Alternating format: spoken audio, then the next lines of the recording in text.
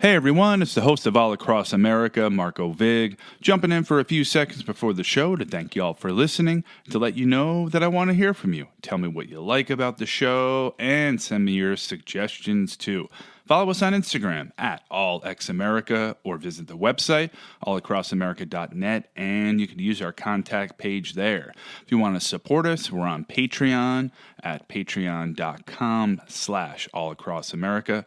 Try to respond personally to everyone who reaches out, so say hello. All right, on with the show. Podcasting from Portland East to Portland West, from Big Pine Key to Pacific Beach, and from San Juan to Guam, this is All Across America. Well, Don, I wanted to thank you very much for joining me, and it's an honor to have you here, and thank you.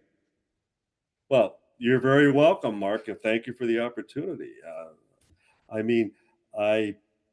You think that for as many guests I'm sure that you have interviewed, and as often as I have been interviewed, that it's like I often would think like someone like an Elvis Presley, or like today, like even like the Rolling Stones, that people that have been doing this for a lifetime. And Right. Do you ever get tired of just performing the same songs over and over again? Yeah. And I remember it was somebody, I don't know if it was Rod Stewart or someone made the comment. He said, but every time I do it in front of a different audience, there's a newness, there's a freshness. Yeah. And I treat it that way. I Wow. don't just go through the motions. And that's how I look at, being interviewed. It That's isn't great. just a case of like rattle off the same answer time in and time again. No, I try to, and not only do I anticipate and I expect maybe a few of the same questions, but I love it when a host throws in something unexpected. There you go. And then am I able to rise to the occasion?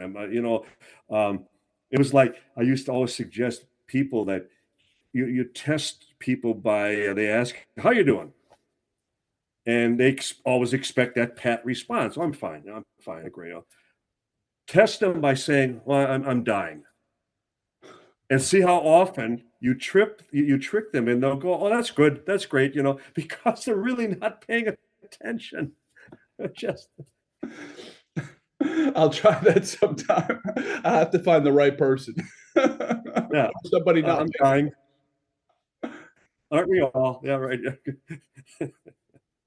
Well, hey, why don't we start with a pretty basic question, which is just your background and how you became a Roswell investigator, and we'll get on to the real good stuff a little bit later.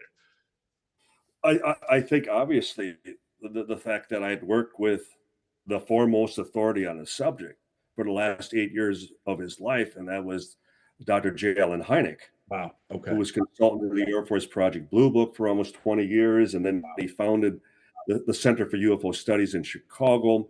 Okay. Where I could not have had a better teacher, better mentor, and someone who I regretted the fact that I would be with him in the field, and you'd see him constantly, lamenting. He'd make the comment, "I'm an old man in a hurry," and I always thought, I don't want to ever be like that. I don't want to ever feel like I'm in the latter stages of my life and that I'm still unaccomplished, that I'm still, searching for that brass ring. I can't imagine anything worse for someone who was as accomplished as Hynek was, that he still felt the need to come up with a final resolution. Okay. And as we both know, he never did. Yeah. And in many respects, he passed that down to us. Okay. But after he would pass, I became director of special investigations at CUFOS. I served on his board of directors for 10 years. And I just always remembered the way Dr. Hynek would occasionally school us. And he would say, don't ever lose that little boy enthusiasm, that little boy wonderment. I like that. And coming from an astronomer who, just peering out at the heavens and realizing that, we're just this little speck here on planet Earth. And he would just constantly, just stand there in awe for what we don't know. And that this was part of that. And I love that about him. Yeah. That anytime he got to actually be out in the field, and I would joke with Jenny Zeidman, who was at Battelle Institute, and she was his private secretary. She was the one that would drive him back and forth down the Wright-Patterson Air Force Base once a month to go through, all the case reports. And she would say it was like he got to play cowboys and Indians again. And that's exactly the very thought of having that zest, that enthusiasm for what you love to do. Yeah. I mean, it's the greatest you job. never outgrow it. It's the greatest job in the universe. Exactly. I can't imagine. You're chasing this elusive phantom. Anytime someone's introduced or they bill themselves as an expert on UFOs, well, first of all, how can you be an expert on something that we don't have any answers to? Very now, you can be an expert on the case reports. You can be an expert on the history. You can be an authority as far as on where we've been. But the idea that, he's an expert on UFOs. No. Sorry. That's a non-starter right off the bat. And so I can't emphasize enough, Mark, that I was a skeptic. That was the irony in all of this, that here I was, director of special investigations, and I was on the board of directors. And when it came to Roswell, I was a total skeptic.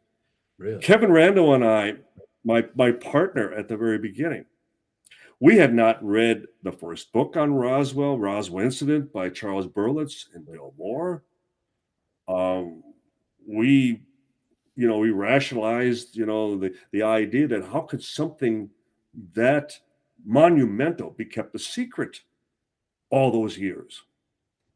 And we made that first trip down to New Mexico in February of 1989, fully expecting to, wrap this up in a single weekend jaunt down to the land of enchantment. And little did we know. And I can honestly state to you and your audience, we were wrong. Kevin would say, we were wrong. Here we are all these years later, for having interviewed over 600 witnesses, either directly or indirectly involved. We've had now 6 archaeological digs at the crash site. Okay. In my case, I've had 7 best-selling books now. First was made into the Golden Globe nominated movie Roswell. Kevin and I both, served as technical advisors. We both did cameos in the film, but it was also observing the cast and crew peppering us with questions every time they would finish a scene. We would be surrounded by all these professionals whose job was to be entertainers, to put out a movie, do a TV series, put something great on film that might receive an award, might be nominated for an award. And yet they were all enthralled by what Kevin and I were doing. I remember Kevin always was telling me, Don, once we arrive on the set, we're going to be treated like a couple writers. We're just going to be the writers. Right. And it was unending from the moment we arrived to the moment we left. I don't care if it was Martin Sheen. I don't care if it was Dwight Yoakam, Bob Gooten, Peter McNichol, Kim. They loved the subject. Wow. And they felt that we had the answers. And what I love about Roswell is that anytime I do something on a subject, it's like, okay, you're going to come along for the ride. We're going to put you on a roller coaster. It's going to have its climbs and its drops. But nonetheless, we're going to go for this adventure. And we're going to go wherever the evidence takes us. And that's where Kevin and I, it wasn't even a slow turn. With Hynek, he was with Blue Book, he was with the Air Force all those years, and it was a slow sweep that he finally realized that all these people can't be lying. With Roswell, for Kevin Randall and myself, it was immediate. Really? because the moment we were listening to firsthand witnesses describing the wreckage, which they held in their hands, whether it was high-ranking military or civilian, the children of the ranch hands, the people who, really didn't have much life experience, but nonetheless, they were describing it exactly the same way. And we quickly realized either all reading from the same script, or they're describing something extraordinary, and they all reacted the same way. And that's when we decided we better start staying ahead of this and not play catch up after the fact. In other words, we better start treating this as though it's the real thing, because if indeed it is it's the genuine article, we want to stay on top of it. We don't want to get caught with our pants down, so to speak. Right. And, Hynek, I mean, that's amazing to have to work with somebody like that. And I feel like he had the world's best information ever on UFOs, in that he had access. Well, but yes and no. Yes and no. That was one of the things he always complained about, that he did not have access, that in between where his monthly jaunts to Wright Pat, he would talk to pilots, both military and commercial. He would talk to SAC officers, and he would hear time and time again some of these, just most profound cases.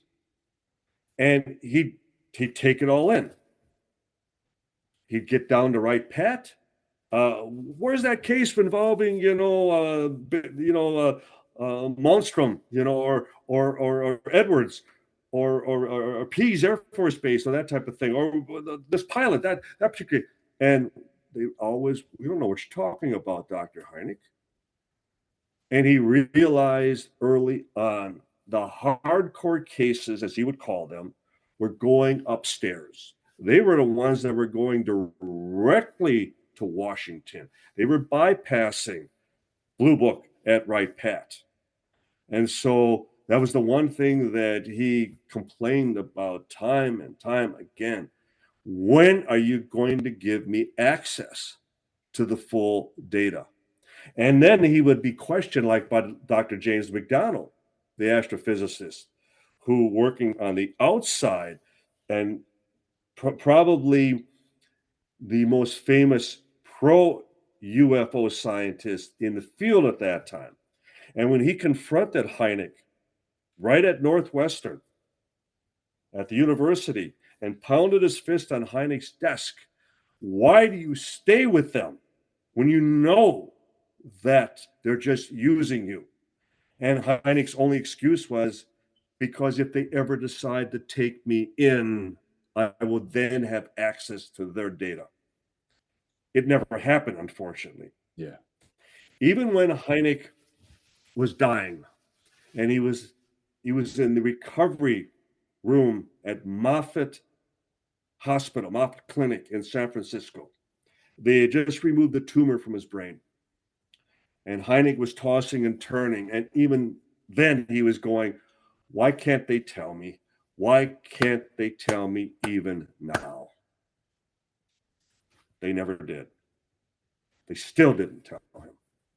So in the case of, no, and as Donald Rumsfeld, when he was Secretary of Defense under Gerald Ford, first time he was Secretary of Defense, second time was under George Bush. But the first time, and Hynek confronted him at his office in D.C. And I've given you almost 20 years of my life. I believe I deserve to know some answers. And Hynek told us the story how Rumsfeld got up from behind his desk, walked over, leaned down over him, pointed his finger in his face, and said, "You have no need to know." So That's how they looked at him. That's how they look at all of us. You have no need to know. But so much for us being the government. We lost control of that many years ago, didn't we? So maybe getting back to the Roswell incident, speaking of the government, maybe you could tell us what the official story is on Roswell and what you believe to be the real story. Okay. Well, the official story remains that it was, as it has evolved through the years. It presently is that it was a Russian spy balloon called Project Mogul. The theory with Mogul was that after we had detonated our first atomic bomb in July of 1945 at Trinity, just 2 hours west of Roswell, that the Soviets would not be far behind. Well, we were predicting at that time that the Soviets, it may be the early 50s. Well, it was August of 1959, or 49, excuse me, August of 1949. And the theory behind Mogul was that these high altitude cluster balloons, they were using sonobuoys, so they were stationary, that they would be able to remain at high altitude and stationary for extended periods of time, okay, and with an acoustic listening device that we would pick up the shock wave upon such a detonation. Well, the project failed miserably. It wasn't Mogul that determined that the Soviets had conducted their first test. It was the higher readings of radiation in Eastern Europe. That's what gave it away. And it was a month later. So scratch Mogul. Okay, fine. And scratch it further, that they maintained that it was flight number 4. Well, according to the very flight log, and it was Charles B. Moore, who was head of the project out of Alamo, or not at Alamogordo, at White Sands Proving Grounds at that time, that launch number 4 was scrubbed. Yes. One UFO crash. They jettisoned the helium balloons, and they never launched the array of all the hexagonal Rowan weather radar targets. Okay. And so there could not have been a debris field. It was just helium-filled balloons. So right there, let's end the argument of Project Mogul. Flight number 4 was scrubbed. It never took place. There was no wreckage to recover. There was no wreckage that it could have even deposited on that ranch, causing all this hullabaloo over all this exotic material that would first be claimed to have been a flying saucer. Right. So much for Project Mogul. And so people understand about the reflectors. They were 20 plus neoprene balloons, which was carrying a payload of acoustic instrumentation. But then there were also radar reflectors that were kind of kite shaped. Can you tell us a little bit more about that? And that was what was supposedly the debris that was recovered. Is that correct? Right. These radar reflectors. And these reflectors were nothing more than reflective foil, wooden sticks, string, and tape. Off-the-shelf material any 5-year-old child would have recognized. Okay. Now, the Air Force would use the argument that, well, many of the case reports that we investigated turned out to be nothing more than balloons. And that's fine. I mean, I'm sure we've all seen things that at high altitude, that at the right angle and the compression of the upper atmosphere, that it can make a round balloons become elliptical, and as it reflects the sunlight and these radar kites, things can look rather unusual, especially if remaining stationary, as I described a few moments ago. Right. And we don't hear any sound, and maybe they kind of bob and weave a little bit, and so they're not performing like your typical, propelled aircraft. That's at 10,000 feet. 10,000. Difference, the point is with Roswell, it's on the ground in front of you. Right. That's the big difference. Once you have it in your hands and you see that it's nothing more than flimsy foil that you can easily tear with your very hands, and it's wooden sticks, string, and tape, end of argument. And that's the disconnect. That's where the Air Force always, they fall back on, we explained other cases with balloons. It doesn't apply to Roswell. because as soon as the witnesses are describing this exotic wreckage that can't be cut, can't be burned, has memory capabilities, and it's immediately becomes something beyond our comprehension, becomes something beyond our technology at that time. And for that matter, even by today's standards. An attorney friend just sent me an article that just came out in one of the science magazines just this past week. And it referred to self-healing metal.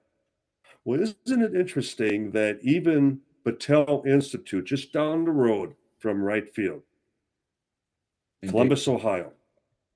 Wright Field's in Dayton and Ohio State. That's where they nabbed Hynek. He was head of the astronomy department at Ohio State back in 1947.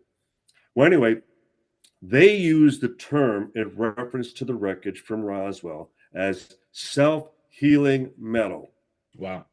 Well, here we are 76 years later, and now we're using that term, self-healing metal.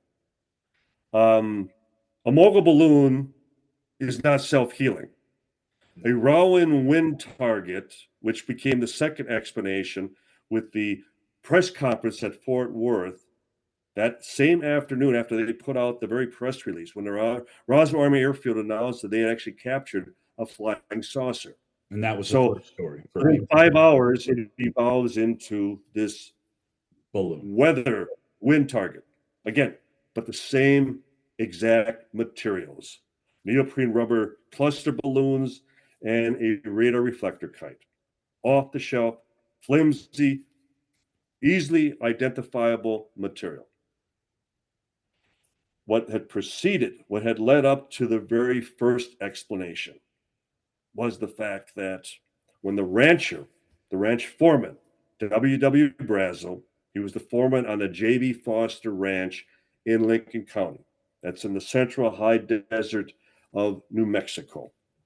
And he reports this debris field that was huge in length, 9/10 of a mile long, wow, hundreds of feet wide, that it just sprayed this swath of all this strange debris, of this paper-thin, metal-like material that you couldn't cut, burn, or tear.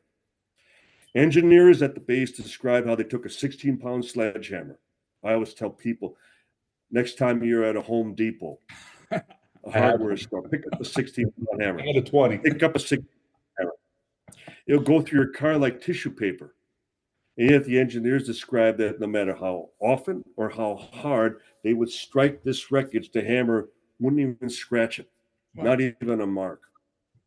And then you had I-beam structures of the same material with the strange symbols that ran the length of each piece. And then you had the silken strands of material like microfilament fishing line. You could hold a light at the one end and the light would emit out the opposing end. Well, what are they describing? Fiber optics. Yet fiber optics wouldn't be developed for another 23 years. Wow. And then the memory material, the same paper-thin metal-like material. But this you could crumble, you could crease, you could fold, you could crunch into a ball. And each and every time you would place it down, it would unfurl, it would unravel, it would flow like water as it would assume its original shape and size. In other words, it possessed perfect memory. And this is back in 1947. And again, it didn't matter if it was the highest ranking military or a child describing those very characteristics, those very features. And that's what turned Kevin and Randall and myself around very quickly. And realizing that these people were describing something that was beyond the pale. It was beyond our comprehension at that time. And the fact that the Roswell Army Airfield at noon, Mountain Time, on Tuesday, July 8th, they put out that press release based on that wreckage, right? That they had captured a flying saucer. And then to watch how it then morphs into the weather balloon.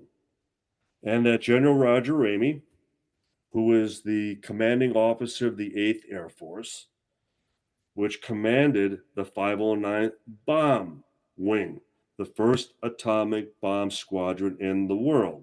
Operating at Roswell Army Airfield, and then Fort Worth is where higher headquarters were with General Ramey. Is that correct? Precisely. Gotcha. And Ramey doesn't have a press conference in Roswell. He has it in Fort Worth. So Major Jesse Marcel, who was the head of intelligence at Roswell, who was first dispatched, who was first sent out to investigate this, with the head of counterintelligence at Roswell, Captain Sheridan Cabot. And they're dispatched by the Roswell base commander, the head of the 509, Colonel William Blanchard.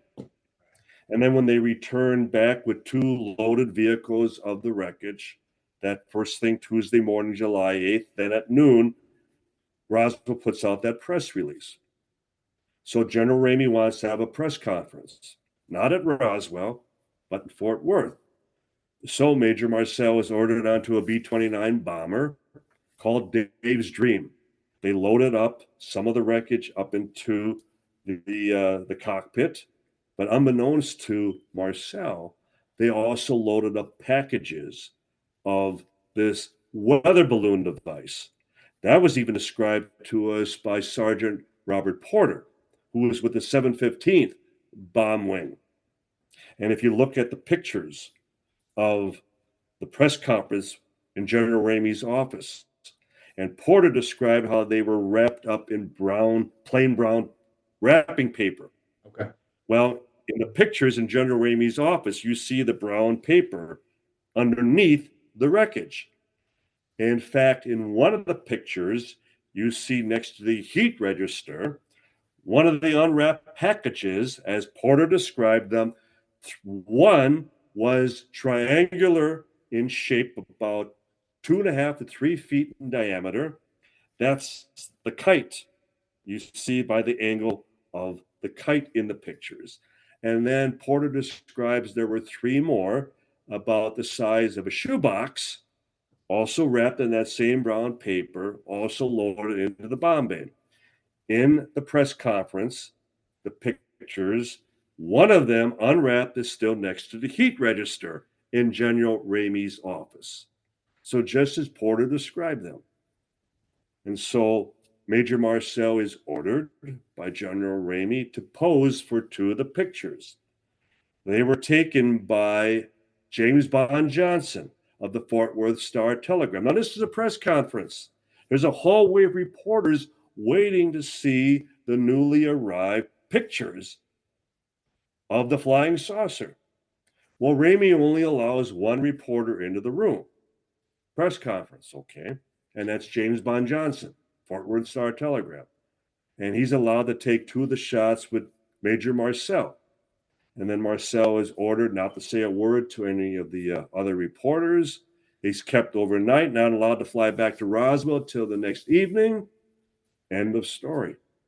Well, we know what was still transpiring at Roswell. We know what was still happening out at the debris field, 50 to 60 troops, the next 3 full days gathering up every last shard of this material. But the press accepted the balloon explanation. That was the high-stake gamble that they took, and they got away with it. It worked. For the next 30 years, it worked until Marcel broke his oath of security. He was dying of emphysema at that time, and he made that very famous statement where he said, quote, "Being familiar with all materials, both foreign and domestic, this was nothing made on this earth," end quote. And that's what he stuck to the day he died. Nothing made on this earth. And he was an accident investigator at one point as well? Yes, and he was the one who wrote up the very briefing document for then President Harry Truman when the Soviets detonated their first atomic bomb. He was the one who wrote up the briefing report for the president. Wow. So he could be so naive as to misidentify a common weather balloon device But then he's writing up briefing documents on the Soviet Union's first atomic bomb detonation for the president. And that was in 1949. Just a couple. 49. Yeah. Just wow. a couple years. Yeah. And to be clear for folks in Blanchard, who was a colonel at the time, was promoted 4 additional times to a 4-star general and would probably have achieved higher rank had he not died of a massive heart attack in office. Massive heart attack at his desk at the Pentagon. Yeah, just imagine, Mark. He's a 4-star general by the age of 50. And he was to have been the second pilot on Boxcar, which was the second atomic bomb over Nagasaki. Okay. And they pulled him from the flight because it was a high stake, it was a high risk mission. And they had much bigger plans for Blanchard. They kept him stateside. And so they think, no, they bumped him because he didn't. No. They didn't want to send him on such a dangerous mission at that time. They kept him as far as here in America because, as you just mentioned, Mark, they had much higher plans for him. Wow. And there was another general. So none of these men were demoted. None of them were chastised or reprimanded for making such a faux pas, making such a mistake. Right. No, they rose to higher levels of achievement. And General Dubois was also interviewed as well. Could you tell us about him? Well, Dubois was Ramey's chief of staff. Okay. He was his right-hand man. And we had interviewed him at his home in Orlando before he died. Okay. And the point being, Mark, he signed, and he's pictured in 2 of the photographs in General Ramey's office with the substituted weather balloon. Okay. Well, Dubois would state in his own sworn affidavit that they were the ones who swapped. They switched the balloon for the actual material. And he would state on the record, on video, in his affidavit, that the balloon was a hoax, that it was intended to get the press off of General Ramey's back. That's why they did it. They wanted to end it right there and then. He would talk about how he received the phone call 2 days before from General Clements McMullen at the Pentagon. McMullen was the deputy commander of Strategic Air Command at the Pentagon at that time.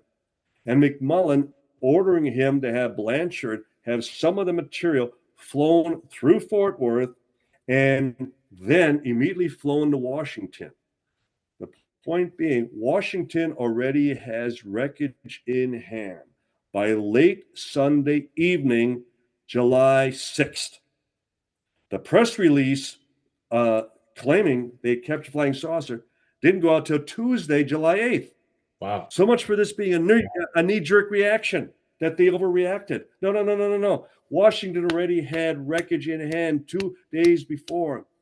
And then I need to point out that when you look at the Washington dateline, and it was Associated Press through the Christian Chronicle newsletter, came out with the bulletins minute by minute as you see this evolve into the weather balloon, okay?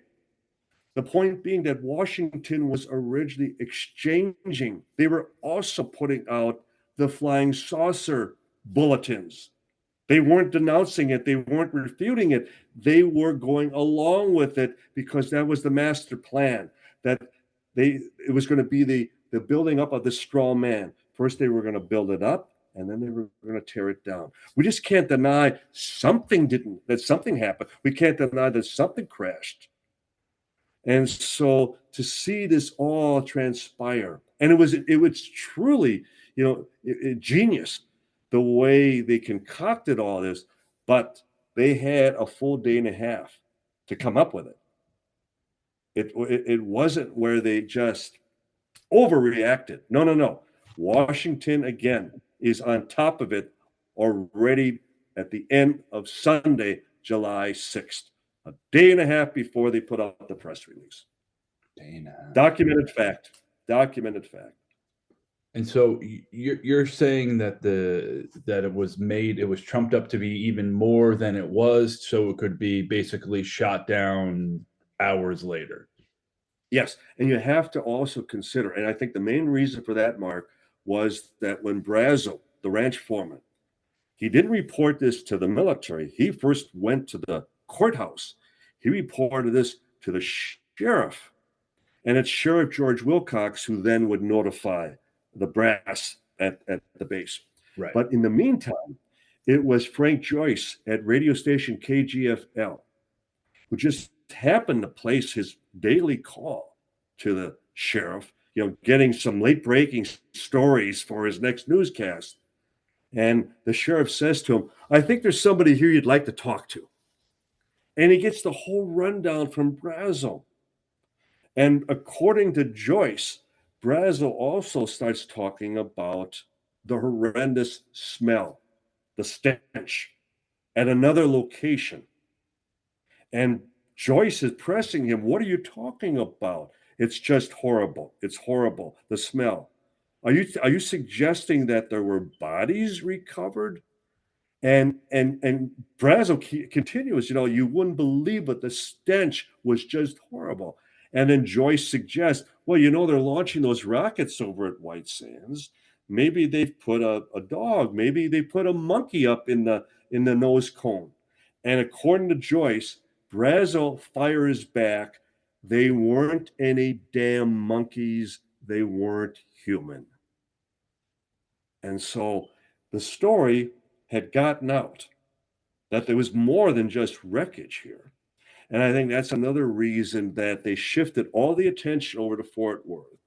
And that's why they not only had to acknowledge something crashed and the creation, build it up, but then tear it down.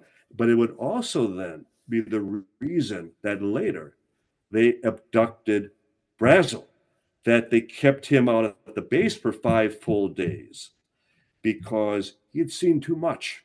They had to make sure that they turned his mindset, his way of looking at this in their direction.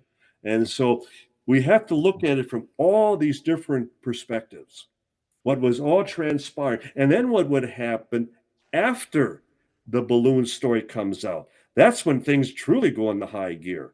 The kidnapping of Brazel, the ransacking the sheriff's office, the going to the radio station, going to the newspapers, escorting Brazel through town, making sure that the balloon story would stick. And it all did. It worked. And so, but that's why it laid dormant for those next 30 years. And thank God for Major Marcel, who then a retired lieutenant colonel. Thank God he broke his oath of security and he spoke out before he died, because we probably wouldn't be talking about this at all tonight, Mark, or any other time, because it would have remained buried for all this time. Do you think there was a sense of shame amongst the family? And I know that they had written, I guess, a family biography, which I have a copy of. His son, Jesse Marcel Jr. Did he feel the need 30 years later, less about maybe breaking his oath and more about righting a wrong and kind of reclaiming his pride? You make an excellent point. Yes, there was a shame. There was a level of where they had detained Marcel in Fort Worth for the better part of a day and a half. While there's still much activity, taking place back home. And it's one of the reasons that once he gets back on that plane, and it was a B-29 bomber that had ironically been the second body flight. It was called the Straight Flush, and it was a 393rd bomb wing. It was a crate that was hidden in bomb pit number 1. And this was the afternoon of Wednesday, July 9th. So Wow. it's a full day after the balloon story. And Marcel is first allowed to return back to Roswell after that bomber has dropped off that crate at Fort Worth. And it was the bombardier on that particular flight. His name was First Lieutenant Felix Martucci. Okay. And he recognized a mortician that he had gone to school with, waiting on the tarmac with the officers. Like, why is a mortician waiting for this crate that we just loaded up into the bomb bay of this B-29? Well, Marcel is on the return flight back to Roswell. And the next morning, the very first thing, he goes to Intel and he goes to Cabot. He confronts Cabot. Cabot verified the discussion, as well as his non-commissioned officer, Master Sergeant Louis Rickett. They witnessed Marcel, who confronts Cabot. I want to see the report. What has happened here while I was in Fort Worth? What has all happened here? And Cabot is playing dumb. I don't know what you're talking about. Nothing happened. And Marcel is telling him, you know full well we were both out there. We brought the damn wreckage in. I want to see the report. And Cabot is still acting like, I don't know anything about this. And according to Rickett as well, Marcel finally says, God damn it, I outrank you. I'm ordering you to show me the report. And according to Rickett, Cabot says, it's out of my hands. Take it up with Washington. They're calling the shots now. Wow. And that you talk about walking out of the room with your tail between your legs. That not only had Marcel just been ordered the day before to pose with what he knew wasn't the actual material. And now he's also having an underling, someone that he orders, also tell him, we can't do anything about it, Marcel. And we would learn later that Marcel was assured year after year after year that the truth would all come out someday, that he just needed to be a good soldier, and that in a few years, in 5 years, 10 years, he would be exonerated, he'd be vindicated. And the fact that he would wait all that time.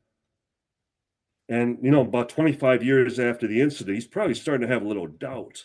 Sure. And then 30 years after the incident, he's diagnosed with terminal emphysema. And he realizes they're never coming out with the truth. And he does. But his son, you mentioned, Jess Jr., who also handled the wreckage, when his father, on the way back to the base, 2:00 in the morning, and he wakes him, takes him into the kitchen, and here he's got all this debris scattered on the kitchen floor and on the kitchen table. So he holds it.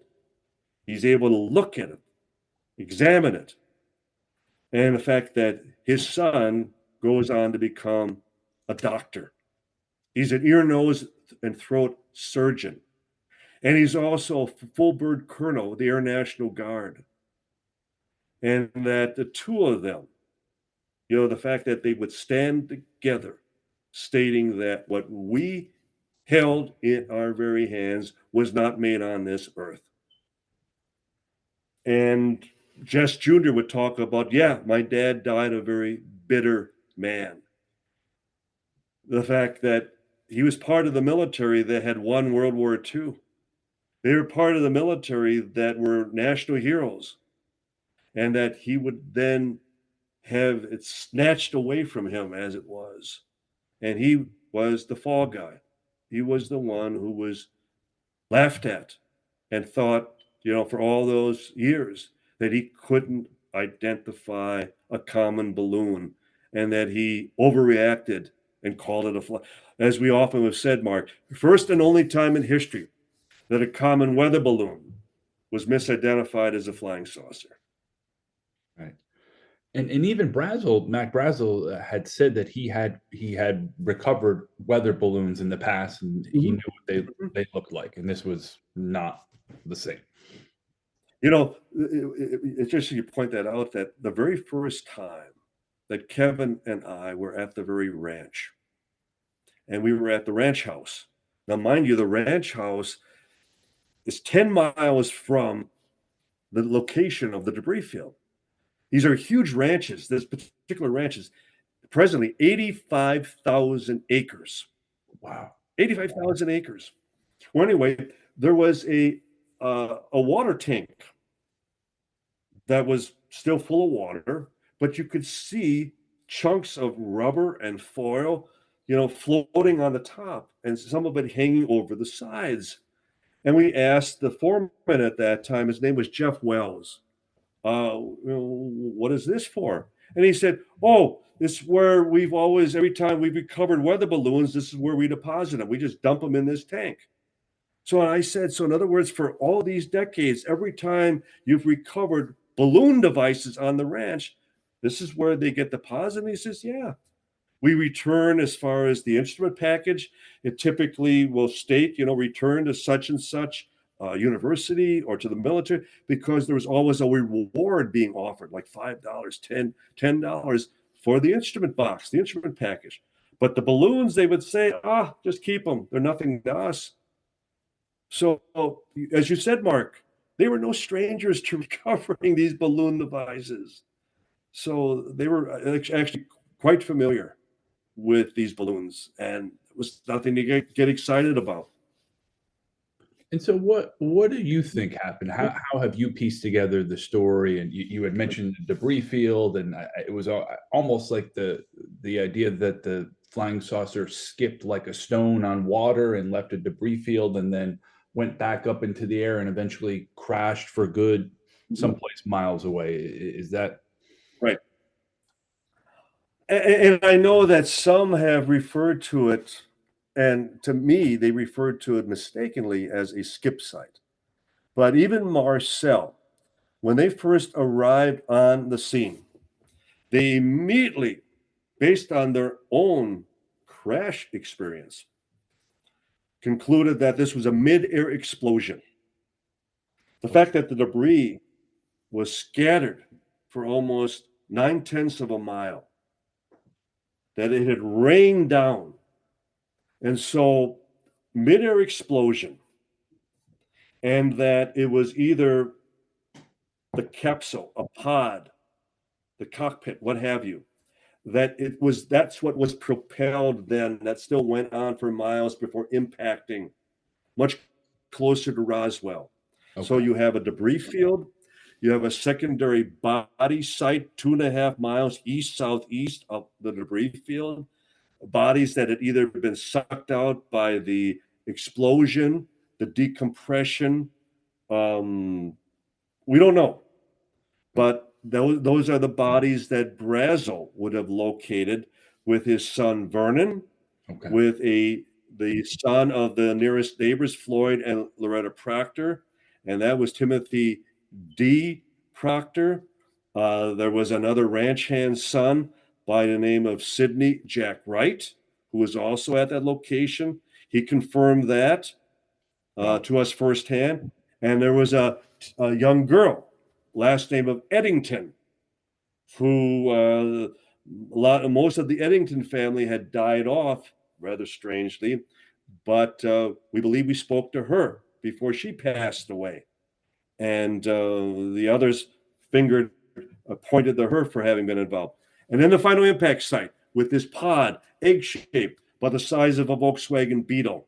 And that's where 2 additional bodies and a survivor that was described by Sheriff Wilcox, as well as a number of his deputies, a survivor that was described by 2 of the firemen, Dan Dwyer and Ed Reeves, before the military arrived.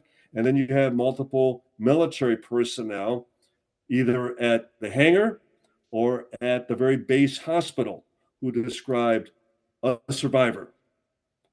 So you would have multiple people involved, also testifying to the impact site, also testifying to the craft, but also testifying to the survivor. So 3 distinct sites: a debris field, a secondary body site, and then a final impact site, separated by about 25 miles. Wow. And so Yeah. Basil saw the debris field, and then the second site. He did not see the final impacts, which would have been another ranch, and the secondary body site would have been still on the J.B. Foster Ranch, top of bluff. We even call it the Proctor site, because it was Timothy D. Proctor. For all the times we tried to talk to him, and Kevin Randall persisted in trying to get him to finally concede that he was with Mac Brazel when they discover the debris field. And he finally does. And he finally describes that the material was very strange, very exotic. It was not made here, as far as that nobody could ever determine. But this was at the time, a few years earlier, that he picks up his mother, Loretta, who had just been diagnosed with a blood clot in her carotid artery. She was about to have surgery, and it was a life-threatening situation. So her son, Tim, picks her up. Mom, I need to show you something, because he would not even acknowledge this to his own family for all this time. His mother described that he came home at the time of the incident and was white as a ghost, as though someone had truly put the fear of God into him. And so here he is one day with his pickup truck, and Mom, I need to show you something. And they're heading out towards that particular ranch. And Loretta's thinking he's finally going to admit he was with Mac Brazel finding the debris field. Well, they bypass that. They drive past that. They go a few miles beyond, and they come to the top of this ridge. And he helps her out of the car, and all he says to her is, Mom, this is where Mac found something else. That's how he put it. Well, we already knew about the site, but it was exactly the same location that the others had identified. It was the body site. It was the secondary body site that Brazel had found in the company of these young children back at that time. And so it kept coming together. That's the amazing thing about all this, Mark, that there's so little contradiction. It's as though whether it's the military, whether it's the civilian, they're all reading from the same script. Yeah. And it all comes together. It's not like, no, I wasn't, you weren't on that flight, I was on that flight, or no, you weren't there, I was there. It's like they're all connecting the dots. They're all dropping into place and filling these gaps that then become part of the whole story, the whole movie, the whole mosaic. And from a skeptic to, I don't believe, where I'm 99% convinced. I'm asked, do you believe? I say, no, I don't believe. But I'm 99% convinced. Big difference. What are you more convinced of now than you once were? And what would you say you're less convinced of? I'm convinced of the cover-up. That I'm 100% convinced of. There's no question of what they did to silence the witnesses, what they did to the military, what they did to their own, what they had to do to the civilians. As we both know, the only time that the military has authority over civilian population is when you declare martial law. Well, they could hardly explain this away as a balloon and then declare martial law. Right. So they had to get rough. They had to resort to physical threats. They had to tell parents, we'll kill your children if you ever talk about this. They had to abduct people like they did with Mac Brazel. They got rough with the sheriff. His two daughters, both Phyllis McGuire and Elizabeth Tulk, who were living in the living quarters upstairs. They witnessed when the military surrounded the courthouse. And it was their father, the sheriff, who hid one of the boxes that Brazel brought in when he first reported the crash. And he had it in the closet in his very office. And how they manhandled him. I mean, just two young teenage girls, and they're observing their father being turned and having his arm twisted up behind his back and his face pressed up against the wall. Okay. And he's the sheriff. He's, the number one law enforcement officer in the entire county at that time. And that's how extreme their efforts were in recovering every last piece of physical evidence. It didn't matter if the sheriff had it. It didn't matter if Brazel had it. And in Brazel's case, for example, when he was subjected to a full Army physical, and he kept telling his son, Bill, about the indignity. And Bill pressed him, and he said, well, and then when they subjected him to a full body cavity search, I mean, looking for pieces of a balloon. Right. And so 100% convinced of what was at stake. The 99% is, again, what was responsible. And it's why the investigation still remains fluid. I mean, the skeptics can say, well, this is what it was, end of story. But we're still working on this. We're still tracking down family members. We're still getting deathbed testimonies. And all still attesting to the fact that as they believe it, as they accept it, that this was something of an unknown origin, that the bodies were, as one of the personnel from 1947 said, they sure weren't from Texas, in reference to the bodies, that type of thing. Yeah. And it's that remaining 1% that, okay, let's see if the government, let's see if the military still comes out with something that matches all that eyewitness testimony. And it's not that it provides us with an out. Yeah. We're affording them that final opportunity. Even with the congressional hearings now, let's see, what else can you come up with? You're up to 4 explanations. The one we still didn't touch on, Mark, the anthropomorphic wooden crash dummies. Right. Project High Dive, Project Excelsior. 5 years removed. 5 years removed, 1952. And then they come up with time compression. You're not going to find that in any medical book. But after all, it's the Pentagon, it's the military, it's the government. That's what they do. But they had to come up with an explanation for the bodies.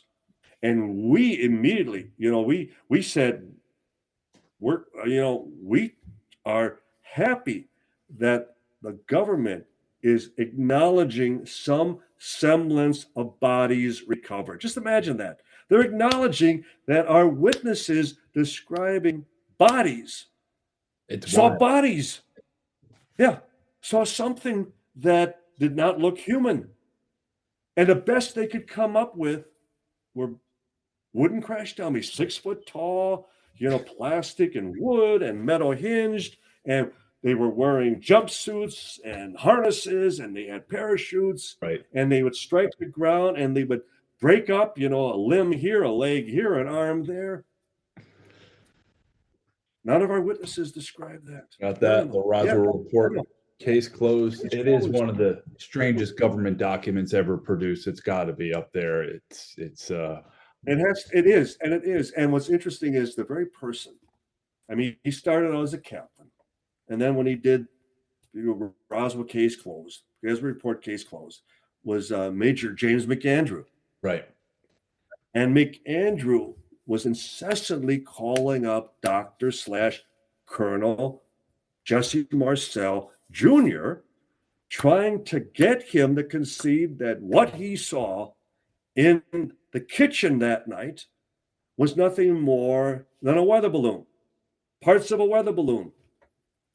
And Marcel would always, just say, listen, Sonny, I know what I held in my hands back at that time, and it was anything but a weather balloon. Yeah. And so it was about the sixth time, this is according to Marcel, about the sixth time that McAndrew calls him and is yelling at him.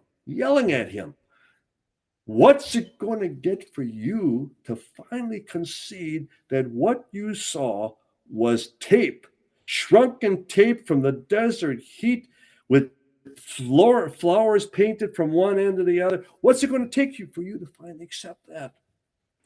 And Marcel finally says, listen, Sonny, I outrank you. Little respect to begin with. And there's nothing you are ever, or anyone is ever going to tell me that's going to get me to believe it was anything more than what I know, I saw, and what I held in my very hands. Well, according to Marcel, McAndrew then makes quite a concession when he says to him, well, Colonel, and he kind of said it rather smugly, well, Colonel, I guess we'll then never know what you actually held in your hands back in 1947. Just imagine that. He's conceding. He's saying, you must have held something that I can't explain, that I can't address. I can't get you to admit it was something else. So another victory for our side. And that's the point. The fact that they've had to continue to come up with explanation after explanation. And you might remember, Mark, at the end of that very press conference at the Pentagon, and a reporter asks the Pentagon spokesperson, well, what if the public don't believe this explanation?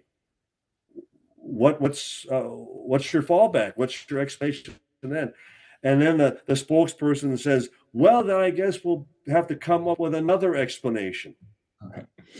So you could see it was just a matter of stalling for time. That's all it was. They're running out the clock until the final first-hand witnesses are passed on. That's all it was. That's all it's ever been to them.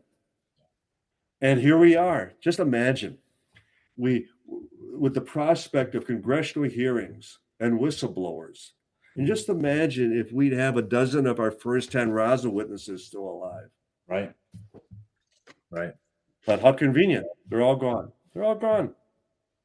And you had mentioned deathbed confessions. Can you tell us a little bit about that, and those that you think there's some veracity to it, and those that may be under duress or diminished mental capacity given the ages of some of these folks? Well, to begin with, deathbeds are admissible in a court of law. They're accepted as physical evidence because the criminal justice, that branch of the government, has long conceded that people just do not lie at that final, phase of their lives. Okay. That it's no different than when you have someone on death row, or you bring in a priest or a member of the clergy to get one final confession. So it makes them all the more relevant. And the fact that we have to date over 30 deathbeds concerning Roswell. Wow. And each and every one of them talk about the exotic, the off the earth characteristics of the material. They talk about the craft, and they also talk about the bodies. And many of them also talk about the survivor. Two of the best ones that just immediately come to mind would be the base adjutant, who was at that time Major Patrick Saunders. And Saunders, both Kevin and I would speak to him. So he was head of base operations. Okay. And in confronting him over the phone for both of us, he talked about the men from Mars and the little green men, that type of thing. He just joked, he just wrote it off. Yeah. But before he dies, he buys up copies of our paperback edition of our book, The Truth About UFO Crash at Roswell. And on the inner leaflet, he writes, here's the truth. Right. And it was the paperback edition that he gives to his 2 sons, separate copies, and to his daughter, and to a number of other close friends. Have you And seen he these writes on the copies that inner. were described? Yes. Wow. And he writes, here's the truth. Wow. I haven't told anyone. I've kept my word. Signed, Pat. Now just imagine in a courtroom that he's saying that, whether it's the book or that statement on the inner leaflet where we described how the materials were sent not only to Wright Field, but also to Fort Worth, also to White Sands Proving Grounds, also to Los Alamos. So in other words, they were already sending out this wreckage to be tested at multiple different facilities. Wow. You wouldn't do that with a weather balloon. For what purpose? What reason? And then we also talk about how they were changing the names and changing their serial numbers. And then after the craft and the bodies that's all on that inner leaflet described. Whether he's talking about that, but the point is, we describe the craft and the bodies, and he's saying, here's the truth. Amazing. Amazing. And the other one would be, he also retired a lieutenant colonel, and this would have been the provost marshal, Major Edwin Easley. Okay. He's in charge of all military security on the base at that time. Now, when we found his location, he was right outside of Dallas, Texas in 1990. Kevin spoke to him over the phone. He recorded the conversation and Easley kept stating over and over again, can't talk about it. I'm still sworn to secrecy. No matter what Kevin asked him, I'm sorry, I can't go there. I'm still sworn to secrecy. So we stepped back at that point. We asked if we could send him a copy of the first book after we finished. So it was a year later, and we called him from the office of the Center for UFO Studies in Chicago. We were there on a Sunday afternoon, and he picks up the phone, and he had read the book. And Kevin says to him, Colonel, you see the direction the witnesses are taking us. Can you at least tell us if we're going in the right direction? And a perfect military response. And he pauses, and then he comes back and he says, let's just say you're not going in the wrong direction. I mean, it was perfect. He didn't admit anything. He didn't give away anything, but he gave us everything. And then 2 years later, he's dying of stomach cancer at Parkland Hospital in Dallas, Texas. Parkland Hospital, where John F. Kennedy was pronounced dead with the assassination in 1963. And his granddaughter, in the presence of his 2 daughters, brings him a gift, holds it up to his face, and he turns away and he goes, oh, the creatures. And he goes on to apologize that he could never tell his family about what had actually happened back at Roswell in 1947. And that it was the president who had asked them never to say another word about this. But it was all true. It did happen. His daughter brought him a copy of the book and held it up to his face. Oh, the creatures. Both deathbed, both acknowledging that it did happen, that it was true. And in retrospect, that we didn't push harder, that we didn't go after them even harder at the time. But to have then all these other deathbeds, all substantiate, all corroborate everything that the other witnesses were telling us. So right to their deathbeds, that it did happen, it was true, and oh, the creatures. And how about Walter Howe? Yes, yes. With Walter, he was a tough nut in that we couldn't get him to say anything more than I took down the press release. I wrote down as far as all that data, and I delivered it to the 2 newspapers, to the 2 radio stations. That was the extent of my involvement. Right. But then we were hearing from others that Walter was asked, was the material hot? In other words, was it radioactive? Or he was asked, did you have a morgue set up? And when we had and Walter had conceded, we had a temporary morgue set up at the base hospital. Well, why would you have a morgue set up for a weather balloon? That type of thing. Yeah. And then one time I'm sitting with Walter in his office at the museum, and I go, we're talking about just something, nonchalantly, nothing important. And all at once I blurt out, Walter, how tall did Butch Blanchard, how tall did Butch tell you the bodies were? And his hand shoots out, this far, above his shoulder, while he's sitting there. I think that's And he called leans forward and he goes, presupposition. Yeah, and he goes, you son of a. So he finally agreed to do a posthumous statement, something that could come out for posthumous release after he was gone. Wow. And we put it all together, and that's what he signed. And so it was his deathbed statement. It's not a sworn affidavit. It's everything that he had either confided to us with, that we wouldn't go public with it until afterwards. It was all compiled. There were 2 lawyers who were involved. His daughter was present. There was a notary who was present. There was another witness who was present. Okay. He signed off on it. And it was released 2 years after he would pass by his family, where he conceded that he had held the wreckage. It was being passed around at the table at the staff meeting that morning before they put out the press release about the capture of the flying saucer, that there were pieces that were brought in to the public information office, that he had been out to the crash site, that he was taken to the very hangar where the craft was brought and where he saw 2 of the bodies.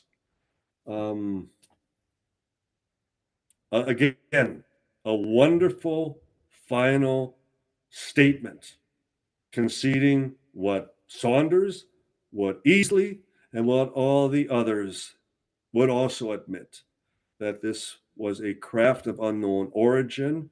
There was a craft and crew and a lone survivor.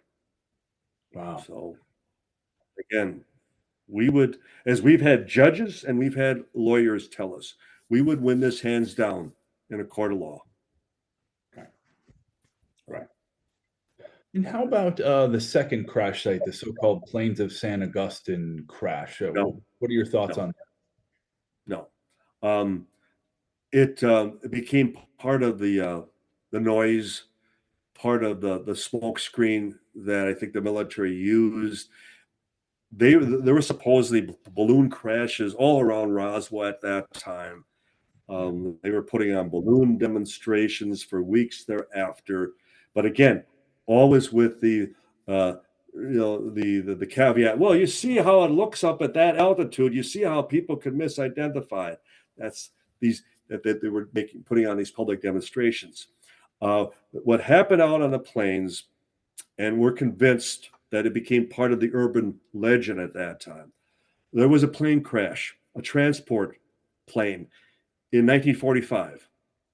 Out on the plains, it scattered wreckage and even a number of bodies for a couple of miles. And the area was cordoned off, and it became part of, why was the military so extensively involved in this operation? Okay. Whenever, for example, they were conducting rocket launches, they captured German V-2 rockets down at White Sands just to the south. They would typically round up the ranchers and their hired hands and put them up in a motel in Socorro at the time of these rocket launches. So that also became part of that mysterious, nature of what was going on. There was a radar tracking facility out on Magdalena, just to the east of the plains, and there was always military going in and out of there. And that radar facility was also in conjunction with the rocket launches. So it all would lend itself to something happened out there. And as Moore and Berlitz tried to plug in a body site to the debris field, the planes fit the bill at that time. And we've explained that to our satisfaction. It was a plane crash in 45. There was a radar tracking facility with military coming in and out, ranchers. There was a bit of cloak and dagger with the rocket launches. And so, but as far as this having anything to do with a UFO crash, no, nothing whatsoever. And so, what you had mentioned, you're still talking to witnesses. What new has come out in the last 5 or 10 years, and where are we now? Well, we're getting more, obviously, of the families who are hearing things. They're getting deathbed comments that are made. One of the people involved, his father was not on the base at that time. He was at Fort Worth. And he was brought in, and he described how they were posted at the big hangar. Now, originally, Mark, Kevin and I were singling out like the 393rd, the 1393rd, that the Provost Marshal Edwin Easley was in charge of. So we were going after all the MPs, and then we were going off of after all M Squad. And we were going after all of the air transport people who would have been involved with all the special flights in and out. And we found that they were piecemealing. They were selecting personnel from that unit, one from that squadron. And there were a lot of outside units that were brought in, whether it was Fitzsimmons, whether it was Los Alamos, whether it was White Sands, whether it was Holloman and Alamogordo. And there too, the reason they would do that is that after all the dust clears, and you report back to your unit, you're the lone individual. You have nobody to exchange notes with. It isn't where you have this collective resonance that reach this crescendo that you have an entire unit talking about being party to gathering up pieces of the flying saucer. So again, my God, were they ahead of us? It's as though they were anticipating us even back then, that we would have to go after all of these lone individuals from this unit and that unit. And that was the case. And so this one individual, he talks about how we came in from Fort Worth and I was posted at the hangar. And he's describing to his son how, I was suffering from colitis. So, which is like an irritable bowel situation. And that when it hits, you got to race to the latrine. You got to find the bathroom immediately. So he's describing to his son, there I was, and all at once I had to find, the men's room. And I raced down this hallway in this hangar. Well, why is there a hallway in a hangar? Well, that particular hangar had side offices. So it had a hallway. So he was describing exactly that very B-29 hangar. It was called P3 back in 47. It eventually became Building 84. Okay? And he says down at the end of the hallway, he sees a number of MPs pushing a gurney. And there's a body draped under a sheet. And they're immediately pointing their rifles at him like, what are you doing here? And immediately ordered him out of that hallway. But nonetheless, they were pushing this body that he would learn later was part of the recovery operation. So it's a detail that it fits, it works, because he's in a hallway and he's describing a condition, a situation that placed him at the right place at the right time. So we're getting stories like that. We're getting little again pieces of the puzzle from the families that are still describing details of the incident. There was a gentleman who, in his latter years, would frequent a bar, a tavern down in Florida, down in the Orlando area. And he was describing be part of this recovery operation. And he was stationed back at Roswell right after World War II. Well, we acquired a picture, one of the last pictures that they took of him sitting there, with his body sitting around the bar. Well, we did an identikit composite from the base yearbook because they had his first name. They couldn't remember his last name. So we went to the bartenders and the waitresses and the people who still remembered him. Well, we were able to do an identikit sketch comparison from the base yearbook. And we were able to match the name. And it's him. And he was part of one of the actual units. So, again, we confirmed it was one of the exact personnel from the base from 1947. So there's still a level of enthusiasm and excitement when you get these breakthroughs. You still find people. We've lost them. It's secondhand, but nonetheless, the stories remain the same. And so we're going to continue doing this, Mark, as long as now the families are with us. Right. And as any good lawyer would tell you, when the second hand corroborate the first, it only solidifies the first all the more. So our mission continues. And here we are, 76 years later, as you said, and we've had these congressional hearings over the summer. What are your thoughts on disclosure? Where is this all going? How does Roswell fit into it?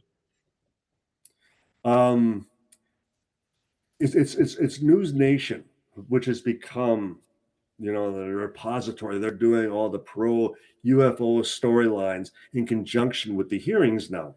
Yeah.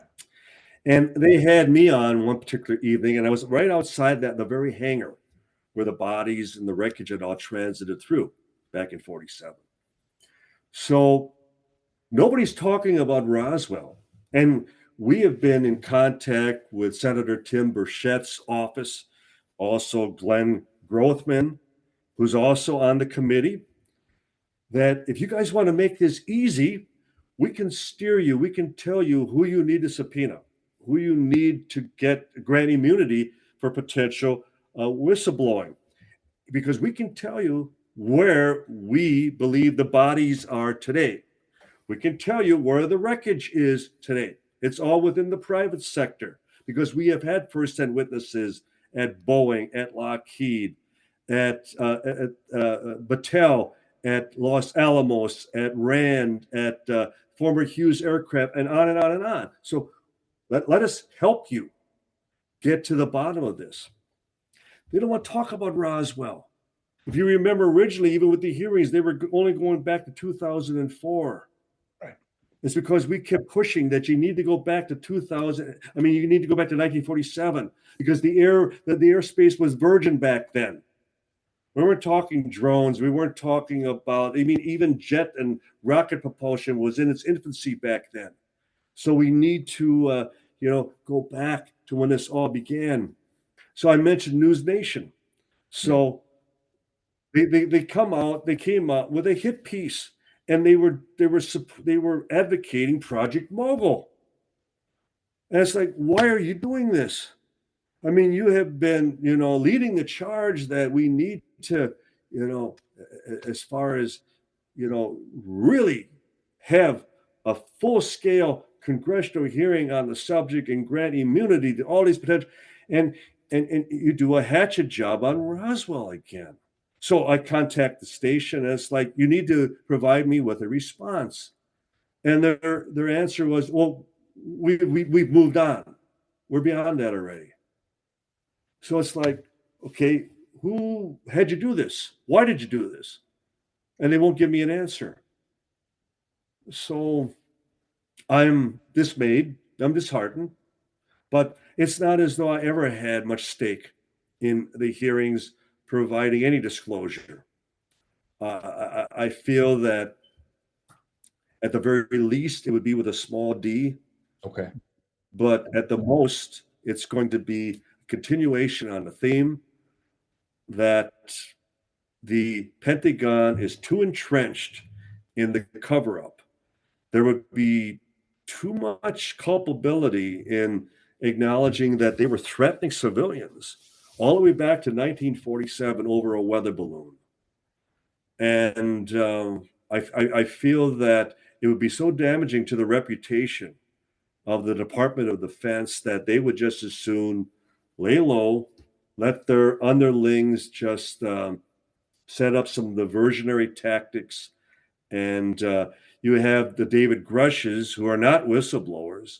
I mean, Grush is secondhand. That's not a whistleblower. Sure. Whistleblower, is firsthand. He's repeating what he's been told. And he claims he's divulging names. Well, how come these people haven't been subpoenaed to testify? Yeah. Yeah. I don't have much hope. I don't foresee, honestly, it coming out anytime in our lifetimes, Mark, and that's sad. Wow. Because I made a promise to a lot of my witnesses at Roswell that we were going to finish it. Wow. So I guess that's what it still comes back to. We have to finish it. Right. We have to finish it.